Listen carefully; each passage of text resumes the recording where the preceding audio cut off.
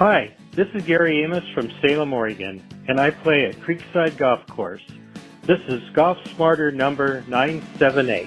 Could you go out and play golf and make a commitment to being a great playing partner? And it sounds whimsical, tree hugging and all the rest of it. You know, the win-win with that is that you go out and if you're intending to be a great playing partner, you're probably going to be a little bit less selfish and self-absorbed, a bit more selfless. And if we're selfless, perhaps we're not so much in our own head trying to figure everything out to the nth degree as we're going round. We're a little bit more engaged with other people. My experience is when people have experimented with that as a commitment, they generally play better. And the worst thing that happens with that, Fred, you actually enjoy the round more because you do genuinely engage with other people.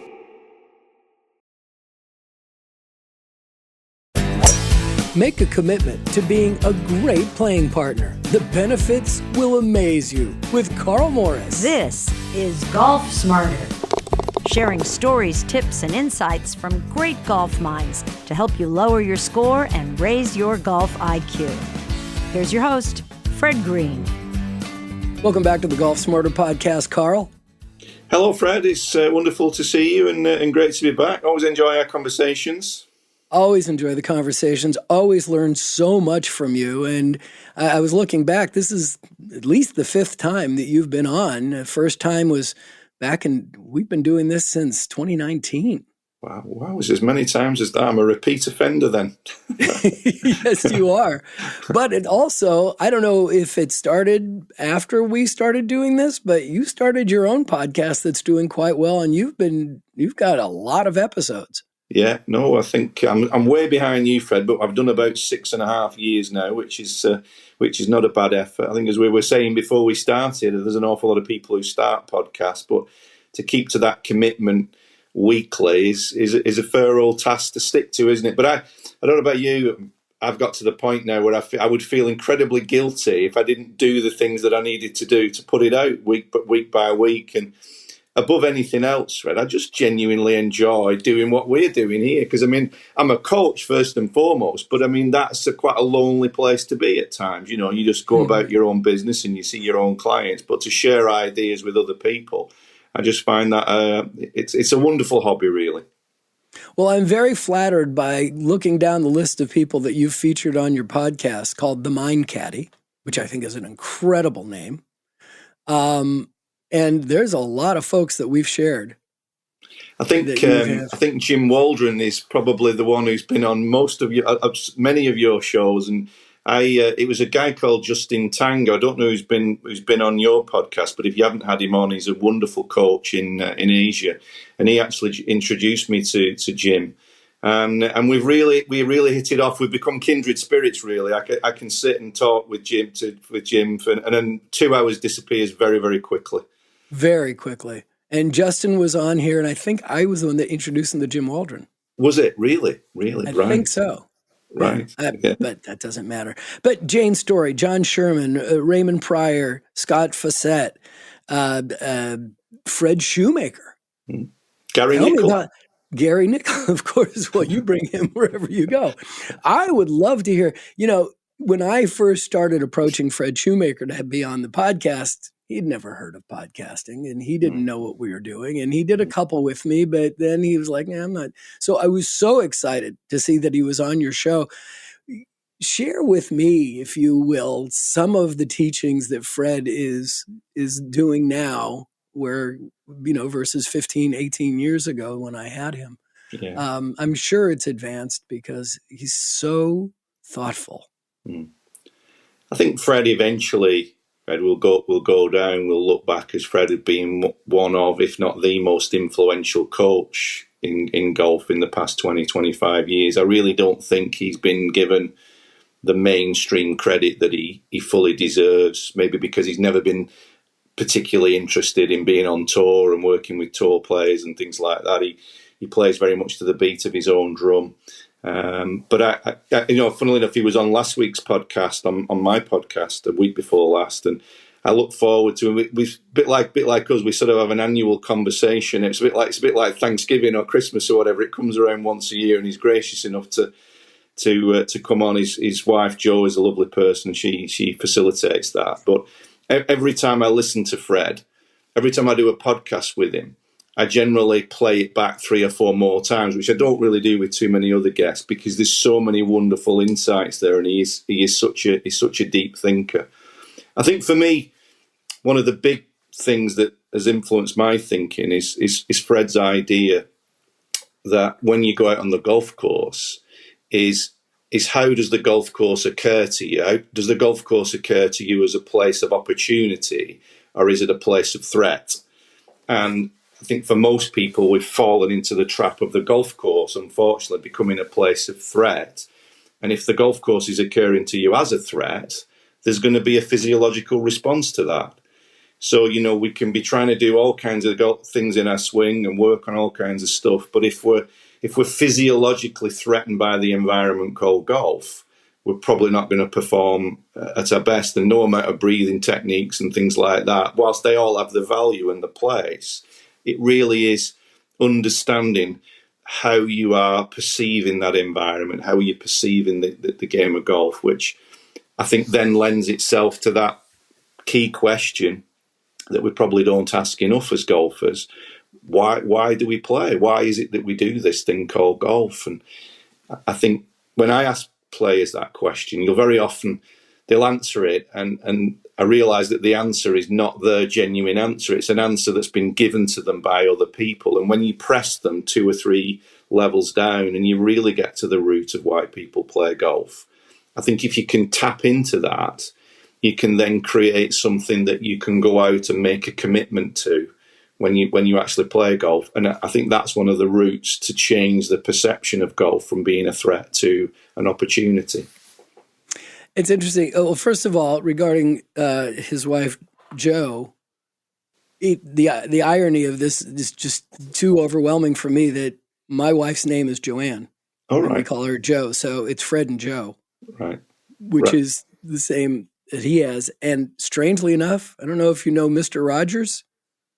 He was a TV, he did kids shows for decades in the United States, and his wife was Joanne as well. Okay, that's enough of that. But just recently, and boy, it must have come from the deepest part of my mind with Fred Shoemaker, but just recently I realized that and came up with the idea of that the tee box is a meeting place of uncertainty, and the green is a meeting place of hope. And that everything in between is like, okay, I'll see you there. It's like I'll see you on the green, or I'll see you at the tee box, but everything in the middle is like you're on your own. But yeah, a meeting place of uncertainty is because when you step up to the tee, it's like, where am I supposed to go? What am I supposed to do? Which club am I supposed to hit? I'm not sure. I'm not hitting this club well today. I'm feeling confident, but there's that bunker in the middle. So there's a lot of uncertainty when you step up to the tee, but when you're stepping up on the green, the putting green, it's like, I hope I can do this. I think I can do this. I want to do this. And if not, I'll get close, right? So meeting place of hope.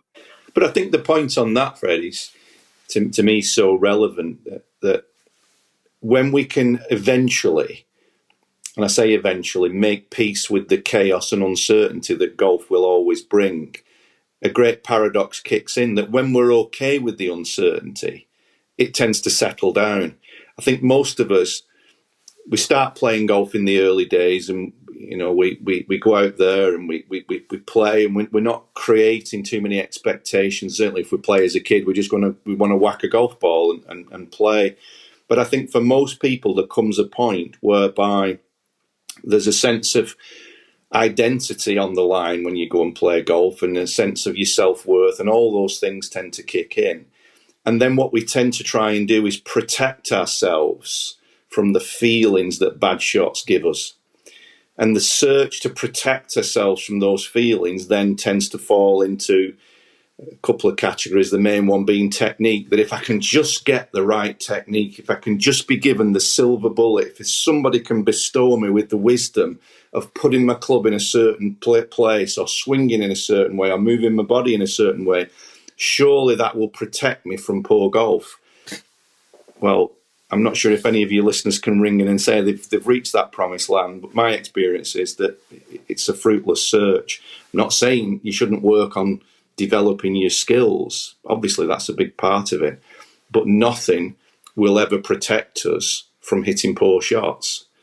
But actually, if we can get to the stage where we can develop an acceptance for all outcomes, to me, that is the genuine foundation of confidence. You know, Raymond Pryor, who's been on both our shows, who's a great psychologist, he talks about stable confidence. And, you know, essentially stable confidence only emerges from a willingness to accept the variety of outcome.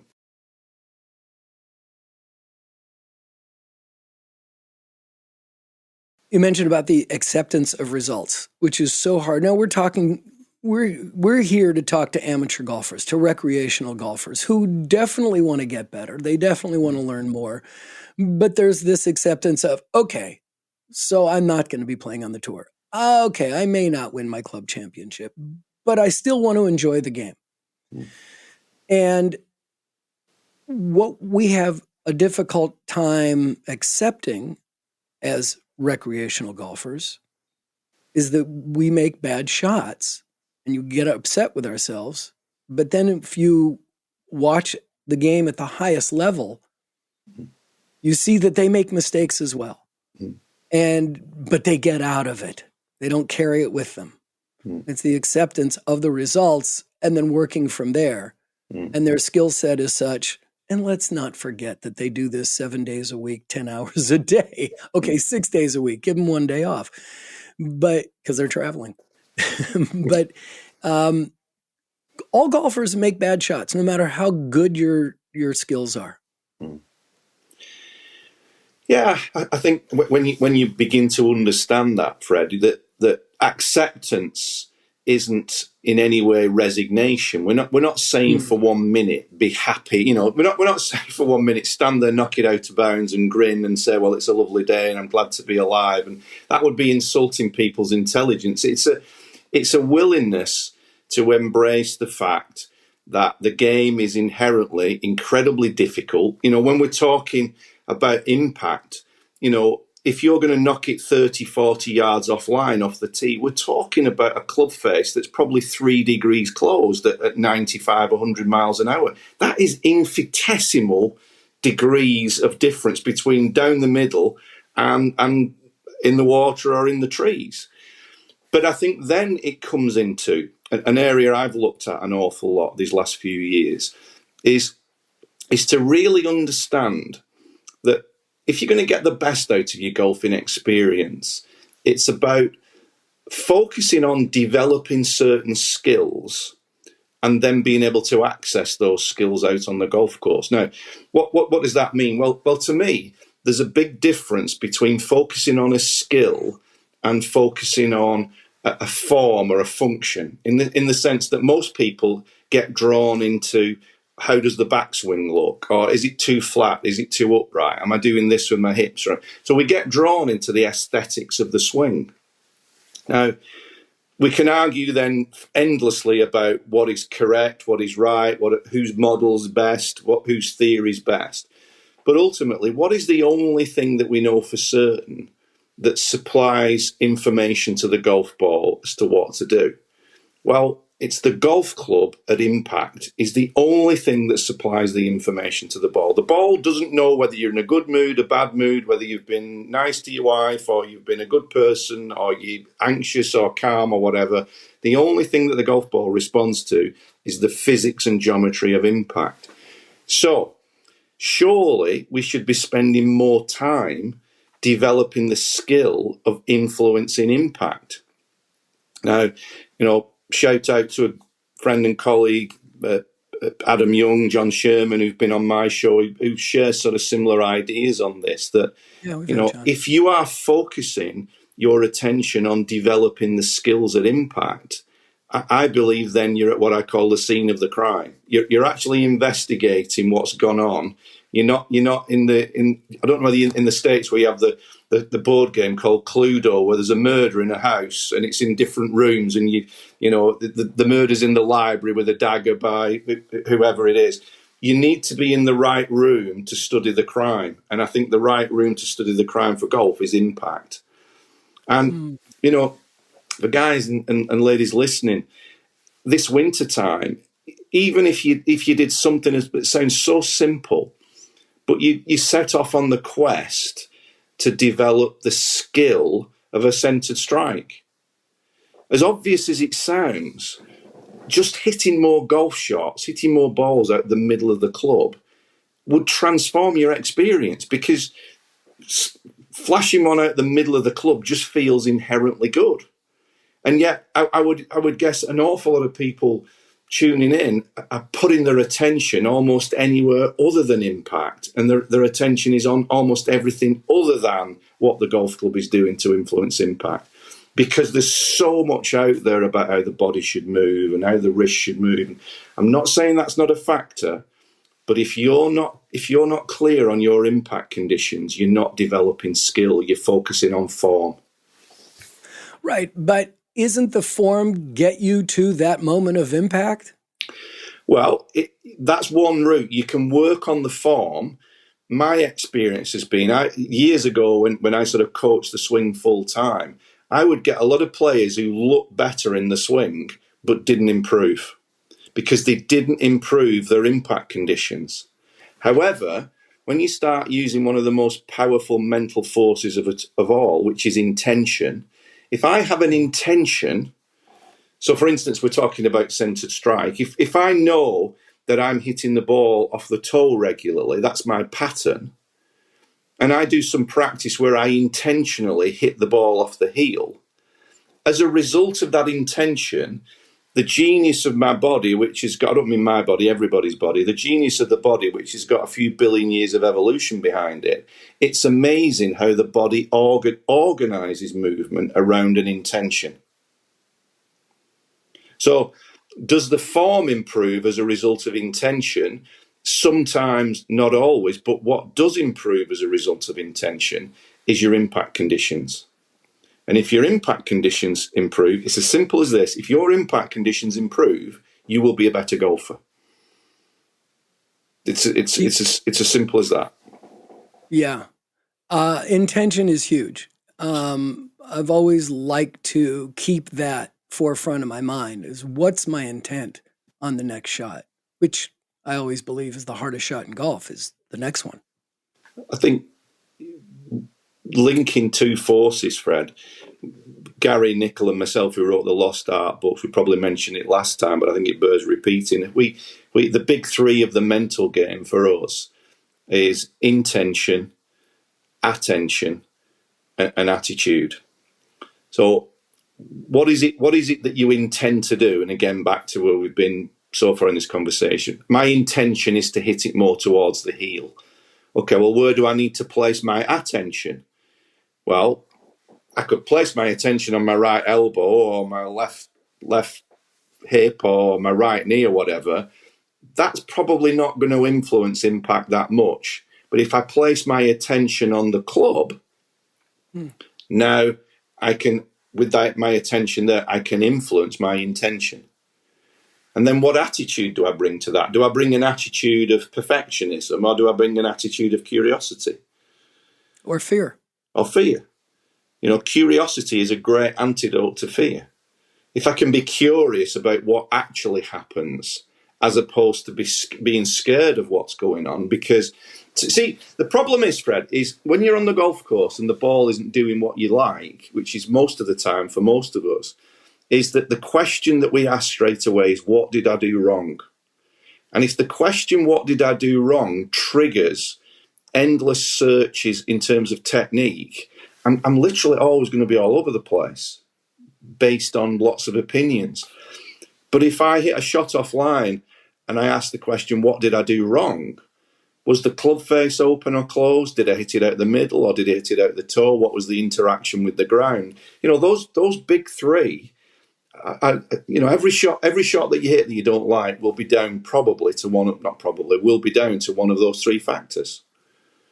And I think if the explanation that we give to when a ball goes offline is more enclosed, for want of a better word, if it's not all over the place, if it's not with lots of different opinions. If I can keep my attention on 3 possible things that cause golf balls to go offline, I'm now playing a much simpler game.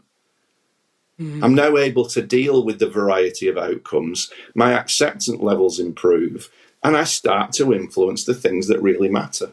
So I start to play a game where I developed a bit more resiliency. And perhaps more importantly, the big skill is adaptability. Is that, can I notice what's happening and then adapt to that? I was with a young guy this afternoon. I coach at a lovely golf course in the mid part of England called Delamere Forest. It's a beautiful golf course. It's almost a spiritual experience going playing golf around there. It's a wonderful location if anybody ever gets the chance. But we were out there today, and we were talking about these concepts, and he really grasped the idea of simplifying his explanations of what actually happened out on the golf course. And he said, I can feel a sense of calm, that I'm not lost in an endless search to try to find a solution that doesn't seem to have a solution. I can keep my eye on a couple of things that I can work with.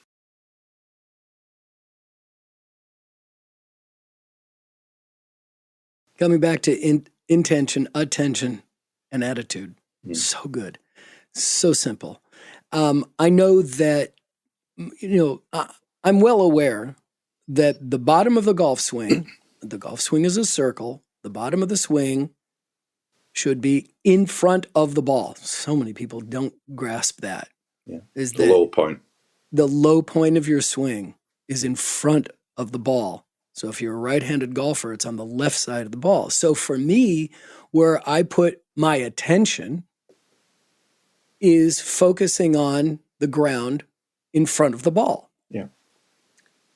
And so my intention is to make contact with the ball, then hit the ground after that.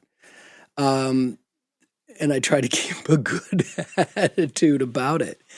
But it makes so much more sense. But if I'm thinking about my left arm, my left wrist, where my right elbow is, and all these things are in my mind on a regular basis, but if I try to block them out during the swing, I know about them, I'll take a practice swing and I'll concentrate on those things. But when I walk up to the ball, those things are not what I'm thinking about or focusing on, because if you think about your body parts when you're making your swing, you're shaking your head.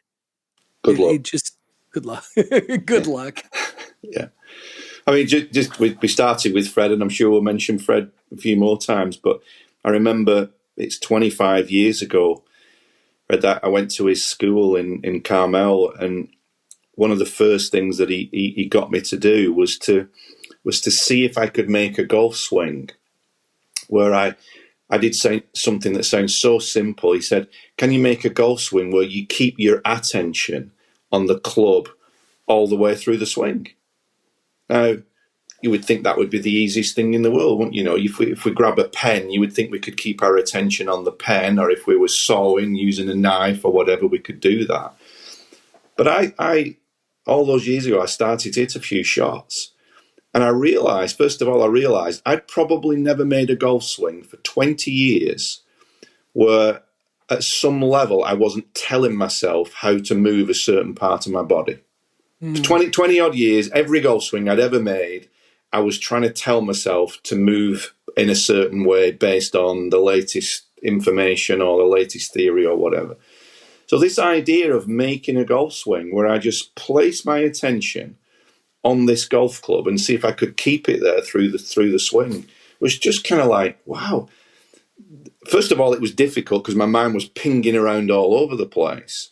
But then I started to realize that, my God, if I could keep my attention there, surely then I can influence what it does. And again, for all the folks listening, I would recommend that they try that basic exercise. Go to the range, and maybe for the first time in your life, get a bucket of 50 balls, get a 7-iron or a 5-iron or whatever. Doesn't matter the club really. And hit some shots where you don't do anything in your golf swing. You're not trying to do anything. You're literally not trying to fix anything.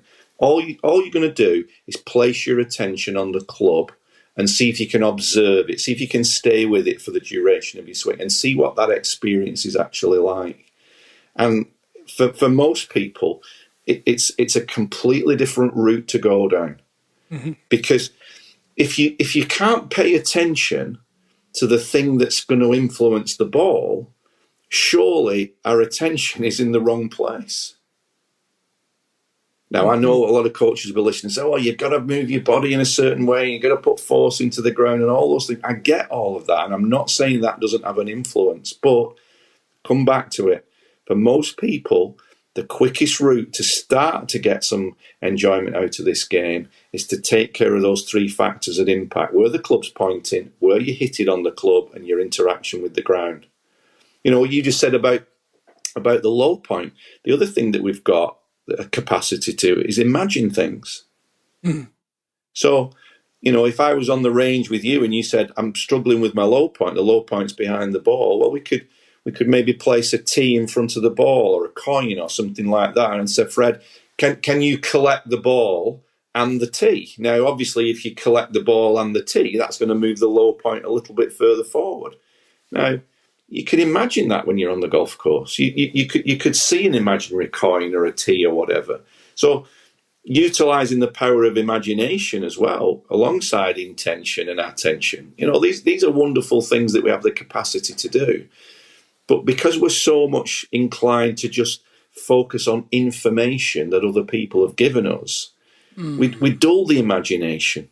We don't use our imagination. The body, you know, think of all the physiological responses that we've all experienced when we've been dreaming at night, which is a wonderful use of imagination, and you wake up in a cold sweat because you've imagined that something terrible is about to happen, and the body is physiologically responding to that. That's the power of imagination. But, you know, could we use our imagination in a way on the golf course that actually helps us create more clarity with the intention? You said the golf ball doesn't know if you're in a good mood or a bad mood. Mm. No, you know that. Maybe your playing partners know that. I have found that for me, it's my, you know, we both talked to Jane's story many times, and her desire to get us all to meditate. Mm. And it's not something that I'm most comfortable my meditation is on the golf course, is walking a golf course. And I'll go out maybe even once a week where I'm not calling my friends and I'm not seeing if I can play with anybody. I'll just meet a couple people on the, you know, at the first tee box.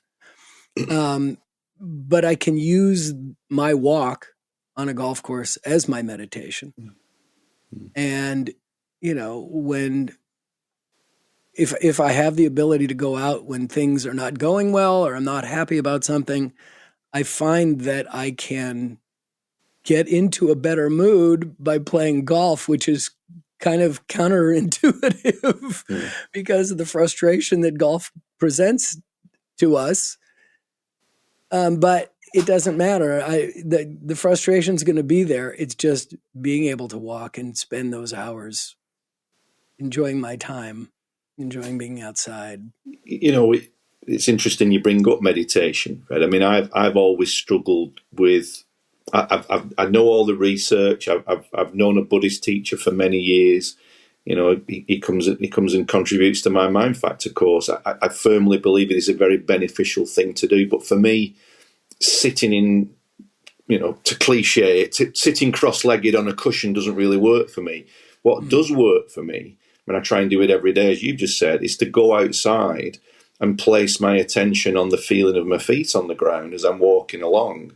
And that becomes my mantra, that I just tune into the feeling of my feet. Of course, my mind goes somewhere else, but I can bring it back. But I think that's one of the most beneficial things that a golfer could do, especially in the wintertime. You can work on your golf away from the golf course by doing walking meditation, you know, because we also ignore the fact that when we're playing, and I know a lot in the States is on carts, but if you walk in the golf course, you know, 90% of golf isn't golf. More than 90. More than 90, yeah. It's probably 99%, isn't it? The actual time of activity within the game of golf is a fraction of the 4.5, 5 hours that you take. So I think the ability to notice your thoughts and notice you're getting off time and you're back in the past or projecting into the future, just simply bringing your attention to the feeling of your feet as you're walking in between shots, I think is a great discipline. And I also think what it does help as well, I think rhythm, we've all experienced when we're playing well, we tend to feel a certain rhythm in our game, a certain rhythm in our movements. I think those rhythms can often be dictated how we move in between shots. And I think when you do walking meditation, you tend to fall into a more personally effective rhythm of movement that then can transfer into your golf swings. But what we were saying before, Fred, about going to the range and placing your attention on the club head, that is meditation for me, because ultimately what is meditation? It's deciding to pay attention to something on purpose, non-judgmentally. You sit and notice your breath, or you notice a candle or a mantra or whatever it is. That's the same principle what I've just said with the club. So I think, all these things kind of tie together in many ways that produce a set of areas of exploration that I think can be fascinating. Yes, you'll probably play better golf, but there's more benefits in the rest of your life. I mean, my God, we were saying before we started that we're living in an incredibly chaotic world. We're living in a very, very unstable world. And actually, if you go too deep into it, a pretty frightening place. That there's so many things potentially could happen or might happen, that golf should be a sanctuary. The time on the golf course should be a time away from all that crap and nonsense that we're being fed all the time, and all the misinformation, all that kind of stuff, and the overload of information. Golf should be a sanctuary for that. But if you're taking a busy mind onto the golf course and just feeding it more and more information and more thoughts, it's not a sanctuary, it's a hell. So you're not getting away from the nonsense in the world. You're bringing it with you to the golf course.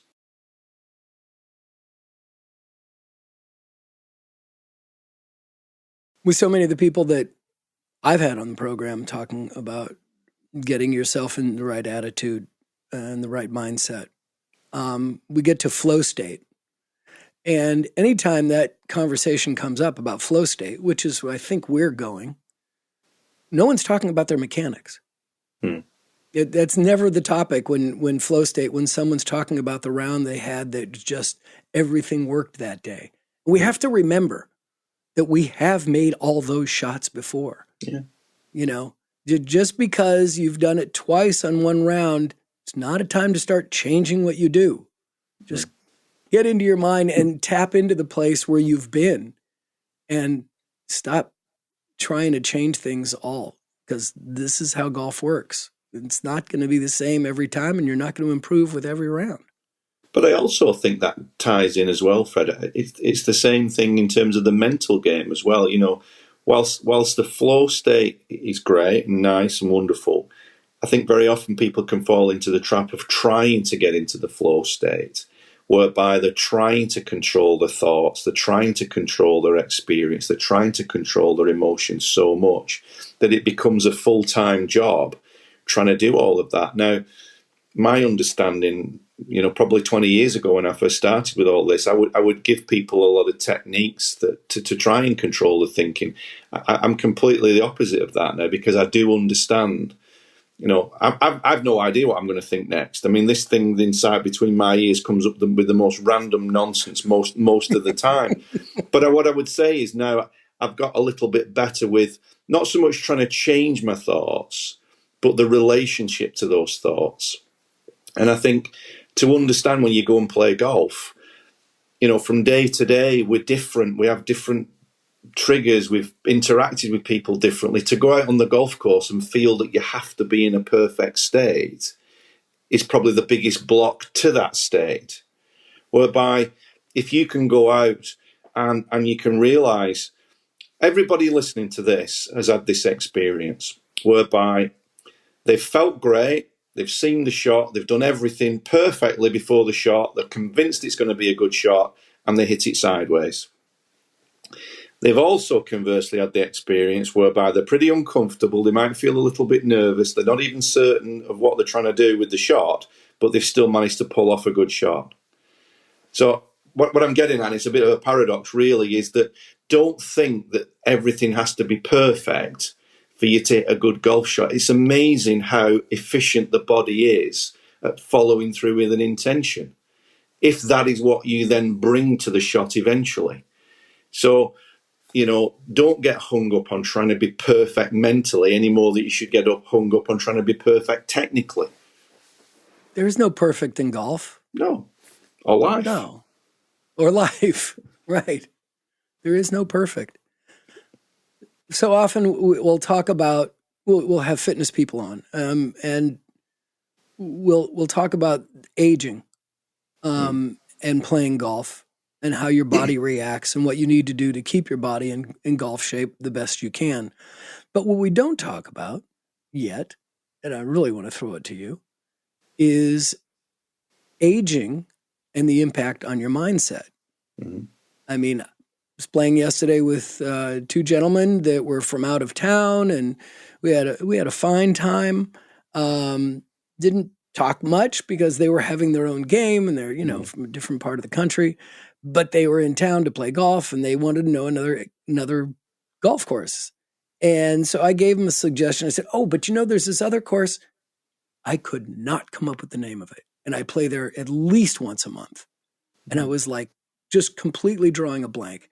And I'm attributing that to, okay, I'm getting close to 70 years old. My next birthday, I'm 70 years old. Names are not going to be flowing through my head as regularly as they used to be. But how does the aging process impact your mindset on golf? Or does it?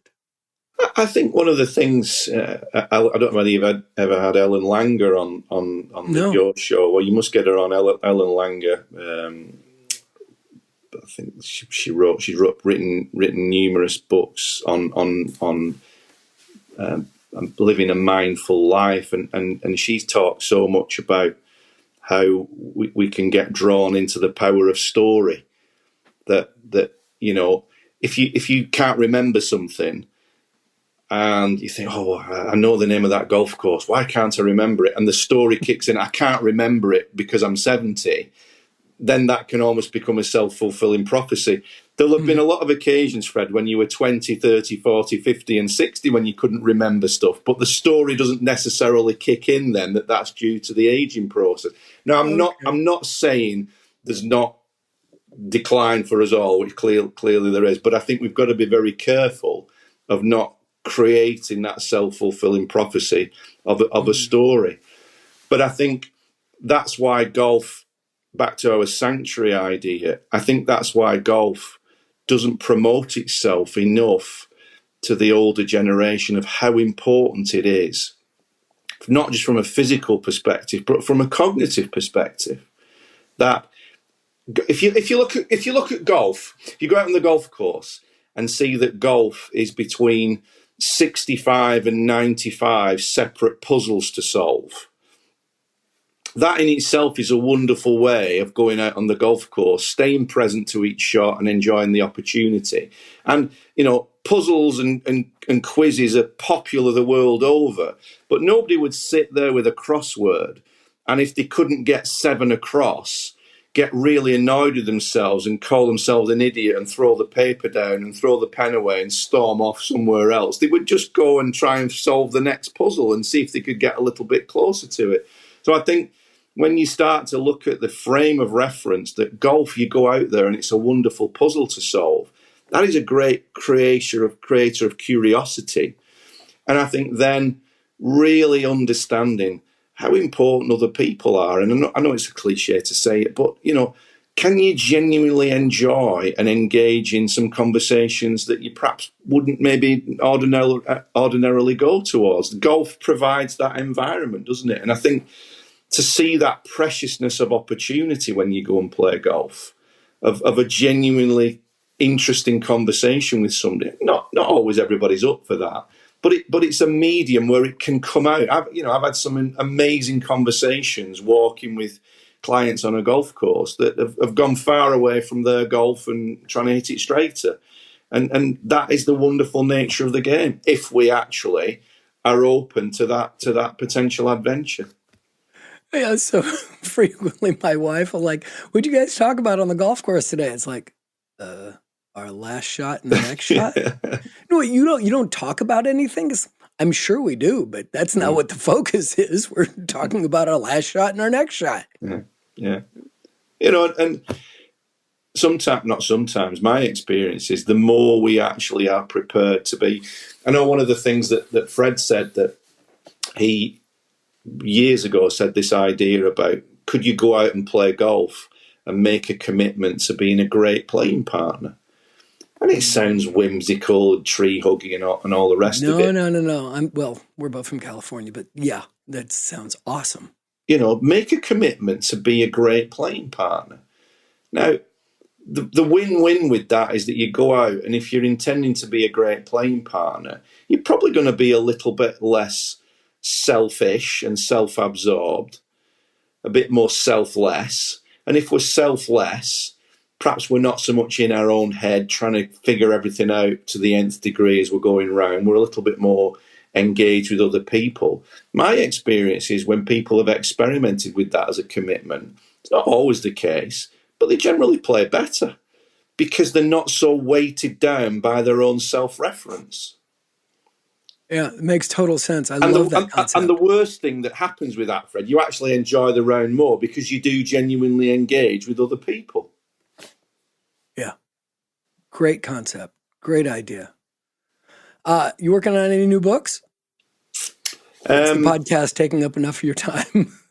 Gary Nichol and myself, we wrote the Lost Art series, and we made a promise to ourselves that when we'd done the third one, that was going to be it. It wasn't going to turn out to be Rocky 4, 5, and 6 or whatever. So we kind of felt like we've said all we need to say for a while. So I've not got anything planned in the immediate future, but I am really interested in these ideas that we've talked about today about skills and developing skills and then being able to access those skills. And I think overall, if I've got a mission in golf, it is to try and simplify things down to some workable concepts.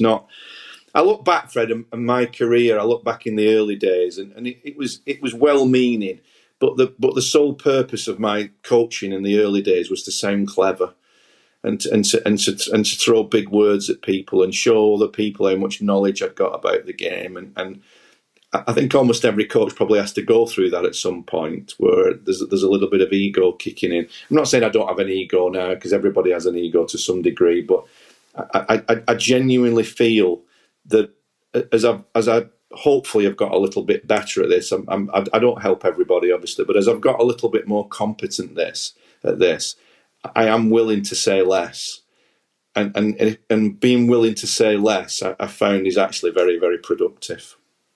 And then you started a podcast. And then I started a podcast, and people probably listening to that, I say, what rubbish he's talking. He's waffled away for an hour there. But hopefully they get the drift of what I'm actually going after in terms of the actual interaction with clients.